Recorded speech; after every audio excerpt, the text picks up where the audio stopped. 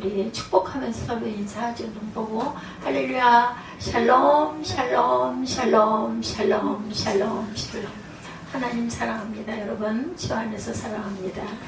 네, 많이 컸어요. 네, 요즘에도 자꾸 살이 쪄가지고 걱정인데 네, 오늘 귀하고 축복이 넘치는 귀한 창립 기념 주일입니다. 잠언 25장 13절 말씀을 하나님께서 이거 전혀 계획되지 않은 부분이었는데 어느 날 문득 갑자기 주셔가지고 제가 이 말씀으로 같이 은혜를 나누고자 합니다. 13절 한 절이죠. 충성된 사자는 그를 보낸 이에게 마치 추수하는 날의 얼음 냉수 같아서 능히 그 주인의 마음을 시원하게 하느니라. 제가 아까 이 구절을 쭉 읽으면서 두 번 반복했잖아요. 마음속으로 너는 충성된 사자냐? 이런 마음이 드는데 아멘 하기가 정말 부끄럽더라고요. 예수님의 영성 중에 빼놓을 수 없는 영성이 감동입니다. 감동. 우리 창립 16주년 기념주일인데 귀한 기념주일을 주시고 여기까지 인도하신 하나님 은혜 우리 감사하십시다. 오늘은 특별히 여러분들 기쁘고 감사한 하루가 되도록 혹시 조금 속이 상하는 일이 있고 배우자한테 좀 짜증이 나는 부분이 있다 할지라도 그래도 아니면 자녀에게 이럴지라도 더 이해하고 용서하고 더 많이 웃어드리고 감동으로 살아내는 하루만이라도 오늘 하루만이라도 기억해서 기쁜 날은 기쁘게 살아야 되잖아요. 그죠? 지구상에 태어났던 분들 중에 가장 감동을 주신 분 누구? 예수님이시죠. 그렇게 예수님의 영성으로 예수님의 제자들이 지금 지구상에 18억 이상 정도가 된다고 합니다. 뭐 지금은 더 할지도 모르겠어요. 그죠? 감동 있는 영화 1000만 이상의 관객을 영화관으로 불러 모으기도 하죠. 그 이상도 되죠. 감동이 있는 예배, 집회, 시간이 흐를수록 많이들 자꾸 모이게 되는데 코로나 이후로 정말 그런 부분이 많이 회복이 됐다고는 하지만 그전 같지 못한 것 같습니다. 감동 영성이 그리운 때입니다. 교수님이 강의 시간에 대학생들에게 물었어요. 뭐를 원하느냐 당신 너희들이 원하는 게 가장 원하는 게 뭐냐라고 물었더니 의외였다고 그래요. 대답이 뭐 핸드폰이나 뭐 좋은 여자친구, 남자친구일 줄 알았는데 그렇지가 않더래요. 대학생들의 대답이 하나같이 감동이었다고 합니다. 이 두 자 감동. 현대인들은 감동을 원한다라는 거죠. 치매 예방법 4가지. 제가 이 말씀을 묵상하면서 새롭게한 일이에요. 독서 2시간. 왼쪽 발, 왼쪽 손, 왼쪽 뇌 사용을 느리기. 왼쪽입니다. 왼쪽. 그래서 제가 왼쪽이 자꾸 마비가 오는 것 같아요. 많이 웃기. 그리고 감동받기. 감동을 받는 하다못해 저는 그래서 요즘에 좋아하는 걸 계속 틀어놓고 뭐를 하든지 그거 보면서 가끔은 웃기도 하고 이렇게 하면서 갑니다. 혼자 뭐 하겠어요. 그죠? 뭐 새벽에 뭐 오늘도 자정 조금 넘어서 깨가지고 아침 다절까지 있다가 6시가 넘으니까 아이고 이거 안 되겠네 조금만 자야지 하다가 깜빡 제가 잠에 들었던 기억이 납니다. 감동을 많이 받을수록 치매를 예방한다. 그래서 주변에 친구가 많아야 되고 함께 어떤 뭐 레크레이션이 됐든 아니면 교회 예배도 좋고요. 그렇게 해서 구역에 자꾸 속하고 함께 어려움이나 그 문제가 있을 때 그것도 자꾸 나누고 그리고 즐거운 일에 늘 참여해야 된다. 그래서 어떤 지방은 이렇게 연세가 많으신 분들을 일부러 무료로 좋은 데를 막 모시고 다니고 고기 같은 거, 식사 같은 거 이런 거를 특별히 그렇게 하는 그런 지역들이 있어서 부럽기도 하더라고요. 제가 목을 따라갈 수 있는 사람도 못 되지만 그렇게 다니신다고 그래서 뭐 무료로 모시고 가서 다 구경하게 해드리고 가만히 앉아있으면 맛있는 거 나와가지고 실컷 먹게 해드리고 그렇게 하루 다녀오니 얼마나 아예 버스를 대절을 해가지고 그렇게 모시고 간다고 그래요. 바로 그 천안이라고 합니다. 거기는 그렇게 무료로 그런 게 잘 돼 있어서 천안에 계신 천안군인가요? 천안시인가요? 시장님인지 군수님인지 이런 분들 대단히 좋은 일을 하고 계신 것 같아요. 사람들은 어떨 때 감동을 주고 어떨 때 감동을 받을까? 감동 영선이란 과연 어떤 것인가 저는 이 부분을 살펴보았습니다. 희생 감동 첫 번째, 우리에게 감동을 주는 사람은 희생하는 사람의 희생 이야기 감동을 주죠. 이기적이고 욕심적인 이야기는 감동을 주지 못합니다. 아브라함이 이삭을 바쳤다는 이야기를 주일학교에 처음 듣는 순간 정말 충격을 받았던 기억이 생생해요. 저는 너무 그 안타까운 마음이, 아브라함이 얼마나 마음이 안타까웠을까. 아들 이삭이 눈에다 넣어도 아까울 정도로 늦게 받았잖아요. 아들이 없다가. 근데 하나님이 어느 날 갑자기 제단에 바쳐라 하니 두 말도 안 하고 그 전날 위에 보침을 싸가지고 아들을 데리고 그렇게 묵묵하게 갔던, 아내 사라에게도 얘기를 안 했어요. 그냥 제단 싸우러 가자 해서 데리고 나아갔는데 그거 얘기하면 엄마가 보내겠어요, 아들을. 그러니까 말을 안 하고 간 거죠. 어느 아버지가 5남매를 잘 길렀다고 그래요. 어려운 살림에 대학까지 공부시켜서 모두 결혼을 시키느라고 고생을, 그 고생은 5남매, 이루 말할 수 없었겠죠, 그 옛날에. 그래서 어느 날 아버지는 자녀들을 이제 불러 모아놓고 다 대학 나오고 다 짝을 입어가지고 결혼들을 잘해서 살고 있는 아들들을 불러 모읍니다. 아들 며느리 그리고 딸 사위 얘들, 내가 정말 사업하다가 빚을졌다. 7억을 빚졌는데 너희들 할 수 있는 만큼 좀 나누어 갚아다오, 이렇게 부탁을 했다고 그래요. 너희들이 할 수 있는 만큼 하고 나머지는 내가 어떻게든 재산을 정리해서라도 이거를 정리하고자 한다라고 이야기를 했대요. 그리고 종이를 한 장씩 나눠줬다고 합니다.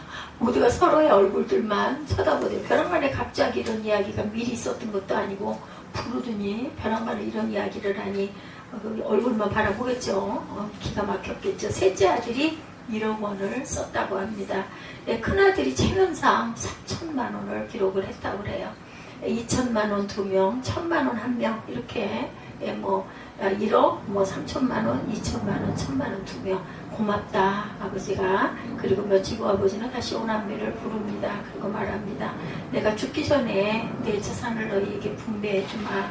너희들이 저번 수를 보고 재산을 정리하여 보니 10배씩은 나누어 줄 수가 있겠구나, 이렇게 말씀을 하더랍니다. 그리고 10배씩을 나누어 줬다고 합니다. 아버지는 아버지를 사랑하는 것만큼 재산을 나누고 주고 싶어서 이런 제안을 했던 거죠. 이야기를 들으면서 어떤 분들은 어디서 감동을 받으셨어요? 희생이죠, 희생. 1억을 얼른 썼던 셋째 아들에게 10배면 10억이에요. 그죠? 1천만 원을 쓴 아들에게는 1억밖에 줄 수가 없는 거죠. 10배니까. 사람들은 이렇게 감동받고 싶어 한다라는 것. 그런데 감동을 주려고 하진 않습니다. 감동을 받는 사람보다 감동을 주는 사람이 그리운 세상이 되었어요. 두 번째는 고행 감동입니다. 사람들은 어떤 이야기에서 첫 번째가 희생 감동이었고 두 번째는 고행 감동. 사람들은 어떤 이야기에서 감동을 받을까요? 고생하고 고행하고 힘들게 살면서 무언가를 이룬 사람들 이야기에서 감동을 받기도 합니다. 우리는 성경에서 요셉을 통해서 많은 감동을 받았죠. 제가 이 요셉 부분을 설교를 많이 하고 성경을 읽으면서 참 대단하다 생각을 많이 했어요. 형들의 미움을 받아서 그죠? 결국은 죽을 뻔해 구덩이에다가 빠뜨려가지고 그래도 어떤 구해주고 싶은 형제가 이야기를 해가지고 꼭 끄집어내서 그 상인에게 팔죠. 돈 받고 팔자. 구덩이에다 넣어갖고 죽어서 그 좋을 게 뭐가 있니? 노예로 팔아먹자. 그럼 돈 생기지 않니? 뭐 이런 식으로 해서 팔아먹은 거예요. 그리고 감옥살이 이야기 그 외에 모든 것들 극복을 하고 국무총리가 되지 않습니까? 이게 누가 하나님이 하신 그런 그 스토리입니다. 우리가 그 투표 때문에 굉장히 불안해하죠. 전 대통령이 어려운 일들을 많이 겪다 보니까 저도 살아생전에 계엄이라는 게 발표가 된 건 처음이었어요. 그래서 여당에게 그 정권을 준다는 게 여당이 승리할 수 있습니다. 2번하고 4번이 통합을 하면 숫자가 더 올라가기 때문에 이길 수 있다고 그러니까 통합을 안 하고 있잖아요. 투표는 내일 모레고 하나님이 하셔야 될 일이다. 저는 이렇게 생각을 합니다. 우리가 뭘 알겠어요. 근데 대한민국을 하나님이 지금까지 인도하시고 이렇게 경제 대국을 만들어 주신 하나님의 뜻이 있기 때문에 결코 망하지는 않을 것입니다. 제게는 딱 마음이 왔어요. 요즘 글쎄요, 박근혜 대통령 때도 여성 대통령이 한 분 계셔서 좋지. 아버지 박정희 대통령이 귀한 사업을 많이 하셨으니까 딸 박근혜가 영부인 노릇을 오래 했거든요. 그렇기 때문에 그렇지. 근데 그 사단이 또 그 개입이 되죠. 보면 전부 다 이단 사설에 그게 개입이 돼서 그런 일들이, 나라에 어떻게 그런 일들이 국정에 끼어드는지는 모르겠지만, 저는 뭐 자세한 건 모르지만 정말 안타까웠는데, 이번에도 마음이, 저는 그분의 얼굴을 몰라요. 근데 어느 날 뚝 그 화면에 떴는데, 저 사람 대통령 되겠네 하는 마음이 딱 들었습니다. 뭐 무슨 뭐 하나님의 영감을 주신 것도 아니고, 그 사람 얼굴을 보는 순간 그런 마음이 들었고, 뭐 나라를 팔아야 먹겠습니까? 그 사람도 대한민국 국민인데 하나님이 하시겠죠. 고레스 왕의 마음을 감동시켜서 70년 포로 생활하고 있던 이스라엘 민족을 자신의 나라로 가게 해서 성전을 회복하게 하고, 가져왔던 모든 그 보물 같은 창고에 있던 것들도 다 꺼내줄 정도의 말도 안 되는 기적이 일어난 거예요. 그렇다면 그것이 하나의 그 이야기가 아니라 실제 있었던 역사잖아요. 그렇다면 대한민국을 여기까지 보호하시고 인도하신 하나님이 설마하니 나라 팔아먹을 사람이 대통령이 되게 하시겠어요? 또 대통령이 되었다 한들 나라를 팔아먹지 않고 마음을 돌이키게도 하시겠죠. 저는 그 부분을 믿습니다. 뭐 어떻게 할 수 있는 부분이 아니에요. 그죠? 예, 소돔과 고모라, 음란, 재현되는 세상이 지금 현재 성경에 나와 있는 그 시대의 것들이 지금 재현이 되고 있어요. 그죠? 기가 막히죠. 예, 뭐 어머니와 아들의 그 관계, 아버지와 딸의 분리, 뭐 성경에 다 나와 있는 내용들이잖아요. 근친상간, 심지어 뭐 요즘에는 뭐 스와핑이라고 하나요? 부부를 바꿔가지고 성관계하는 일들, 실제 있는 일들입니다. 극단적으로 짐승과의 수간, 뭐 이런 것들이 지금 현재 일어나고 있어요. 성경에 나와 있는 그 이야기를 그대로, 롯의 두 딸이 아버지를 술 취하게 한 다음에 오늘은 뭐 언니가, 뭐 내일은 동생이, 이런 식으로 해서 그 자녀를 낳아서 그 자녀들이 자라서 나라를 만들었는데, 그 나라가 지금도 계속해서 이스라엘과 전쟁을 하고 있지 않습니까? 성경에 나와 있는 이야기, 역사 이야기입니다. 그래서 그런 시대가 지금 도래해 있다라는 거, 이런 속에서 감동스러운 이야기는 과연 무엇일까 생각해 봅니다. 불교에도 어떤 이야기들이 있어요. 수도하는 중이 산속에 오랜 세월 수도하고 있었는데 호랑이가 오더니 입을 벌리더랍니다. 입속을 보니까 큰 가시가 박혀 있어서 빼줬대요. 그럴 수 있을 것 같아요. 그렇죠? 조그모 호랑이는 예쁜 여자를 입에 물고 와서 앞에다 내려놓고 가더랍니다. 고맙다는 뜻이겠죠. 근데 스님한테 예쁜 여자를 주면 어떻게 되겠어요? 그죠? 그 종은 평생 그 여자와 남매를 맺고 산속에서 살다 죽었다 그래요. 이것이 충청도에 있는 남매탑, 실제 있었던 일이에요. 탑을 그렇게 해서 세운 거예요. 이런 고연과 금욕 이야기가 우리에게 감동을 주기도 하죠. 또한 독고 수도사 이야기는 엄청난 감동을 또한 우리에게 줍니다. 천연동굴 생활을 하며 수도를 했어요. 동굴 속에서 겨울에 찬바람을 이겨냅니다. 여름에 더위와 모기에 뜯김과 싸웁니다. 저는 이런 데서는 하루도 못 살 것 같아요. 그쵸? 진흙탕 생활을 했어요. 공기소통 구멍과 음식을 위한 구멍 하나만 있는 집을 짓고 그 안에서 평생 나오지 않고 살면서 복음을 증거하는 그런 생활을 했다고 하네요. 기둥 위에 또 조그만 공간을 만들어 놓고 그곳에서 복음을 증거하며 사는 생활. 그 이야기는 제가 들은 것 같습니다. 기둥 꼭대기에, 아니 기둥이 아무리 넓기로 그 꼭대기에서 어떻게 살까요? 그렇게 고행을 하면서 산 사람이 실제 그렇게 있었다고 그러죠. 그리고 또한 시온의 수도사가 모델이기도 했다고 합니다. 오래되어 빈 무덤 속에서 살아가는 생활, 가끔 새 무덤에서 살기도 한다고 그래요. 하나는 기도할 때, 다른 하나는 일할 때, 그리고 다른 하나는 필요한 것을 두는 창고로 무덤 3개를 다니면서 사는 이러한 일도 있었다고 합니다. 아무도 살지 않는 산속에 버려진 집을 수도원처럼 사용하는 수도사들도 있었다고 그러죠. 우물이 말라버려서 사용하지 않고 버려진 것들, 이는 수도사들의 고행 금욕자리라고 그래요. 우물이 말랐어.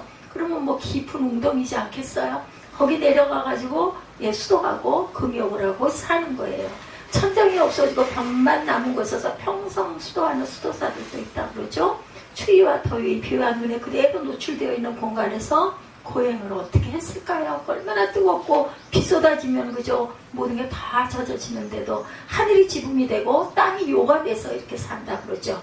이들은 자기 절제 훈련을 극단적으로 하면서 예수를 닮아 살려고 발버둥들을 쳤다고 합니다. 감동을 주는 사람을 편하게 산 사람들이 아니라 금욕적으로 살아간 이들이라는 거 얼마나 도대체 어떻게 해 말도 안 돼. 근데 그걸 그렇게 해서 감동 속에서 살다 돌아갔다. 주는 감동 또 있습니다. 주는 거. 받는 사람은 감동을 주지 못해요. 주는 사람이 감동을 주고 있죠. 움켜쥐려고 하는 사람이 감동을 준 이야기는 없습니다. 줄 때 감동하죠. 없어도 주고 또 주고 희생하는 사람이 감동을 줍니다. 그래서 교회도 주는 교회가 되어야 한다고 그러죠. 그래서 삭개오가 감동의 사람이 되지 않습니까? 삭개오는 재산을 모으려고 할 때는 감동을 주지 못했는데 예수를 만나서 재산의 반을 가난한 사람에게 줄 때 감동의 사람이 되었어요. 지금까지 부자가 재산을 반을 준 이야기를 성경 외에서는 들어본 적이 없는데 옥합을 깨뜨린 마리아가 우리에게 또한 감동을 주었죠. 세브란스 병원은 우리나라에 최초로 세워진 병원, 여러분들 아시죠? 그 병원에 세워질 때 뒤인 이야기입니다. 에디슨 선교사는 당시 한국에서 선교 활동을 하고 있었어요. 그러나 풍토병으로 건강이 악화가 됩니다. 한국에는 병원이 없죠. 카나다로 휴양을 떠났어요. 그런 건강이 점점 악화되면서 한국에 당장 필요한 것은 일시적인 부제품을 나눠주는 것이 아니라 영구적인 병원을 세우는 것이다 라는 생각을 하게 됐다고 그래요. 본인이 몸이 이렇다 보니. 이 에비슨 선교사는 한국의 병원을 세우기로 작정을 하고 온 한국인의 건강을 위해서 중보기도를 시작을 합니다. 그런데 그러던 중에 어떤 그 설계사가 내가 설계도를 무료로 그려드리겠습니다 라고 지원을 하다고 그래요. 에비슨 선교사가 한국의 병원을 세우기로 건강을 위해서 중보기도 하고 있는데 고모든이라는 설교사네요. 이름이. 내가 설계도를 무료로 그려드리겠습니다 이렇게 얘기를 하고 나왔대요. 그 설계대로 짓는데 필요한 돈을 모금하러 다니기 시작을 했다고 합니다. 에비슨 선교사가. 한 번은 카네기홀에서 한국의 병원을 짓기 위한 기도회를 가지기도 했다고 그러죠. 그때 세브란스라는 청년이 나와서 말합니다. 나는 그동안 어디엔가 필요한 곳에 병원을 짓게 해달라고 기도했습니다. 그 기도를 1년간 계속하고 있는 중입니다. 내가 그 병원 짓는 돈을 전부 대겠습니다. 이렇게 됐다고 하네요. 하나님은 선교사를 만나게 하려고 나를 이곳으로, 에비슨을 이곳으로 보냈고 한국에 병원이 필요하니까 1년 전부터 나에게 그런 기도를 시키셨음을 오늘 알게 되었습니다. 이분이 이렇게 고백을 했다고 합니다. 1900년 에비슨 선교사는 그 돈을 가지고 한국으로 돌아와서 건축을 시작을 해요. 드디어 1902년 9월 세브란스 병원이 개원이 됩니다. 그러니까 돈 전액을 댄 사람의 이름이 세브란스였기 때문에 세브란스 병원이 된 거예요. 건축을 시작해서 남을 위한 기도는 하나님이 기뻐하시는 기도이기에 이렇게 잘 응답이 된다라는 거. 신촌 세브란스 병원 입구에 세브란스 그 얼굴 동상이 세워져 있어요. 그 밑에 이렇게 기록되어 있습니다. 받는 당신들의 기쁨보다 주는 나의 기쁨이 더 큽니다. 아마 이 세브란스가 이런 글귀를 새겨 넣은 것 같습니다. AD 270년 이집트한 시골 마을에 예배당에 20살 나이에 안토니우스라는 이름의 청년이 들어옵니다. 때마침 강단에서 마태복음 한 대목을 읽고 있었다고 그러죠. 어떤 사람이 주께 와서 이르되 선생님이여 내가 무슨 선한 일을 하여야 영생을 얻으리까 이런 대목이었어요. 예수께서 이르시되 내가 온전하고자 할진대 가서 내 소유를 팔아서 가난한 자들에게 주라. 그리하면 하늘에서 보화를 내게 있게 하리라. 그리고 와서 나를 따르라 하셨다. 마태복음 9장 16절에서 21절 내용이죠. 이 말씀이 그의 영혼에 깊이 다가옵니다. 그리고 그의 입에는 결단의 기도가 흘러나오더랍니다. 예수님, 나는 당신을 사랑합니다. 내게 들려주신 말씀 그대로 따르겠습니다. 그는 6달 전 부모님이 세상을 떠나면서 그에게 기름진 농토를 넘겼었다고 그래요. 그는 그대로 가서 부모님이 물려주신 유산을 팔아서 가난한 사람들에게 다 나눠줍니다. 예수님을 향한 그의 사랑의 첫걸음은 이렇게 모든 것을 버리는 것으로 시작이 되었다고 그러죠. 그날부터 그는 마을 어귀에 있는 공동묘지에 빈 무덤으로 거처를 옮기고 기도와 묵상에 전념을 해요. 그것이 그에게는 아주 영적 투쟁의 자리가 되었다고 합니다. 온갖 종류의 유혹과 환경이 그에게 환영들이 나타나서 그를 무너뜨리려고 하였고 이런 영적 싸움에서 승리하기 위해서 아예 사람들이 발길이 닿지 않는 사막으로 옮겨갑니다. 사막 한가운데 로마군이 사용하고 버려진 요새로 들어가서 자기 자신과의 싸움을 계속해요. 그런 자기 자신과의 영적 싸움에 승리해서 하늘로부터 임하는 평화와 감격을 누릴 수 있었다고 하네요. 6달에 한 번씩 친구들이 마른 빵과 소금을 가져다 주는 것으로 생명을 부지했다고 그러죠. AD 265년 그의 나이 35대 예수님만을 사랑하고자 하는 열망이 그를 사막 깊은 곳으로 인도해요. 그의 이런 선택이 병들어가던 당대의 기독교를 살리는 수도원 운동의 시작이 되었다고 합니다. 그의 삶에 영향을 받은 많은 젊은이들이 사막으로 찾아옵니다. 그러면 그는 더 깊은 사막으로 들어가곤 했다고 그러죠. 356년 그가 백오세로 죽을 즈음에 수천 명의 수도자들이 그를 따랐다고 그래요. 한국교회에 필요한 사람은 신학박사도 아니고 유명한 목사도 아니죠. 안토니우스와 같은 감동을 주는 사람, 예수를 따르기 위해서 먼저 자신의 모든 소유를 버리고 가난한 이웃을 돌보고 자기 자신과의 싸움에 승리하는 하나님의 사람이 필요할 때입니다. 네 번째는 충성 감동이에요. 감동 중 가장 큰 감동, 충성 감동입니다. 하나님만이 맡겨주신 사명을 충성스럽게 감당하는 사람들은 많은 감동을 주죠. 그래서 솔로몬은 이렇게 말합니다. 충성된 사자는 그를 보낸 이에게 마치 추수하는 날의 얼음냉수 같아서 능히 그 주인의 마음을 시원하게 하느니라. 오늘 본문이기도 하죠. 시원하게 한다는 말은 감동을 준다는 의미예요. 요즘에는 조금 괜찮은 날씨 엄청 더운 날이 있었어요. 그죠? 저는 막 민소매를 입고 위에다가 이렇게 살짝 걸치는 거 막 걸치고 제가 반바지를 입고 외출을 했어요. 그러고 났는데 한 이틀 지나니까 또 날씨가 서늘해졌어요. 정말 더울 때는 어떻게 방법이 없죠. 미국 감리교 신문에 실린 작은 기사예요. 뉴욕에 갑자기 영하 34도까지 내려가는 주일이 있었다고 그러네요. 그날 뉴욕 교회에는 평소 반 정도밖에 교인들이 출석하지를 못합니다. 추워서 자동차가 얼어붙고 살인적인 추위로 몸이 약한 사람들은 움직일 수가 없는 상황이었다고 그러네요. 그런데 그날 88세 골다 슈리버라는 할머니는 자기가 늘 모시고 가서 예배드리는 100세 해밀턴 노인쯤으로 차를 몹니다. 그를 차에 태웠어요. 그리고 교회로 가는 길에 94세 된 친구 할아버지 파크스 집에 들려서 그까지 태우고 교회로 갑니다. 88세 노인이 그죠? 100세 그리고 88세 된 그 분까지 모시고 교회로 갔다 그래요. 그가 하나님께 예배를 드렸다고 합니다. 목사님이 감격 속에 염려하며 묻더랍니다. 할머니 위험하지 않으셨습니까? 이때 할머니가 대답합니다.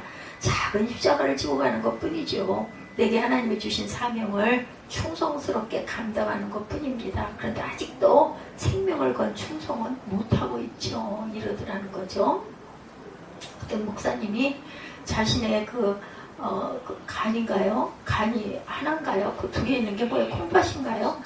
그걸 띄어가지고 하나를 어려운 사람에게 나눠주었다고 그래요. 그걸 밝히지 못하게 되어 있는데 그걸 받은 사람이 너무나 고마워서 찾아가가지고 그걸 묻고 물어가지고 결국은 이 목사님을 알게 돼서 지금도 그렇게 섬기신다고 그래요. 본인을 살려주셨다고 해가지고 이런 이야기가 있어요. 그 얘기를 듣고 어떤 분의 이야기입니다. 자신은 그렇게까지 이식을 시켜가면서까지 할 수 있는 그런 자신은 없어서 자주 헌혈을 한다 이런 이야기를 제가 들었습니다. 나누고 싶은 마음인 거죠. 그죠? 이 짧은 기사는 많은 감리교인들의 마음으로 올렸다고 그래요. 사람마다 하나님이 주신 사명이 각각 있어요. 사명을 감당하며 일하는 사람은 아름다운 사람이다. 감동을 주는 사람이죠. 여러분들 잘 아시는 리빙스턴, 데이비드 리빙스턴은 중앙아프리카 선교를 하다가 아주 호전적이고 사나운 원주민들에게 둘러싸여서 아프리카 선교 16년 중 가장 위험에 빠지게 되었다고 합니다. 오늘 16전 1주년이 저희도 되었는데 이분이 아프리카 선교 16년 중에서 아주 위험에 빠졌다고 그래요. 목숨을 건지기 위해서 오늘 밤 어두울 때 이곳을 빠져나가야겠다 이렇게 결심을 합니다. 왜냐하면 죽게 생겼으니까. 그런데 고요히 하나님께 기도하다가 신경의 변화가 일어납니다. 그날 그의 일기에 이렇게 적혀 있더랍니다. 1856년 1월 14일 나의 마음은 몹시 혼란스럽다. 나는 이 넓은 지역에 대하여 그리고 내일이면 나의 목숨을 빼앗을지도 모르는 저 많은 사람들에게 대하여 가지고 있었던 나의 모든 계획이 수포로 돌아가고 있음을 느낀다. 그러나 나는 지금 그리스도의 말씀을 떠올려 본다. 그분에게는 하늘과 땅의 모든 권세가 있다. 그분은 모든 족속에게 가서 제자를 삼으라고 명령하셨다. 땅 끝까지 함께하여 주시겠다고 약속하셨다. 가장 완전하고도 가장 능력이 있는 분이 그렇게 말씀하셨다면 그대로 믿어야 한다.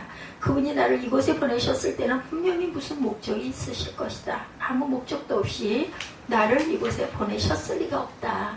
아무도 모르게 오늘 밤 이곳을 빠져나가 살려던 계획을 나는 포기한다. 나와 같은 상황에 빠진 사람은 모두 도망가야 하는가? 그렇지 않다. 진실로 나는 오늘 밤 하늘 달과 별을 관찰하며 여기 그대로 누워있을 것이다. 설령 그것이 마지막 밤이 된다 할지라도 나는 지금 정말 평온하다. 하나님께 감사드린다. 그리고 다음날 일어나서 전도했다고 합니다. 드디어 리빙스턴은 아프리카를 변화시키죠. 오늘까지 리빙스턴은 온 인류에게 감동을 주고 있습니다. 자기가 맡은 일은 충성한 충성 감동이죠. 예수님의 제자들은 주님을 위해서 순교하기까지 충성했어요. 이것이 감동입니다. 왜 감동을 주는 영성이 필요할까요? 감동을 주는 영성은 어떤 결과를 가지고 올까요? 이 감동은 변화를 주죠. 사람들이 언제 변화돼요? 감동받으면 변화됩니다. 억지로 안 되죠. 감동받아야 돼요. 삭개오가 뽕나무에서 예수님을 만나죠. 그리고 재산의 반을 가난한 사람들에게 나눠줘요. 왜? 예수님을 만나고 너무나 기뻐서 감동했기 때문이죠. 하나하나 짐작할 수 있는 것이 있어요. 삭개오야 내려오라. 이런 말밖에 예수님은 다른 말씀이 없으셨습니다. 그런데 감동을 받은 거야. 나 같은 자를 아시고 보시고 남꼭대기에 있는 나를 부르셨어. 이게 너무 기쁜 거예요. 이 감동으로 자신의 재산 반을 나눠주고 기뻐하는 그런 감동. 이 말 자체가 감동이죠. 하나님의 아들 예수님이 자기 이름을 알고 계셨다는 것에 감동이에요.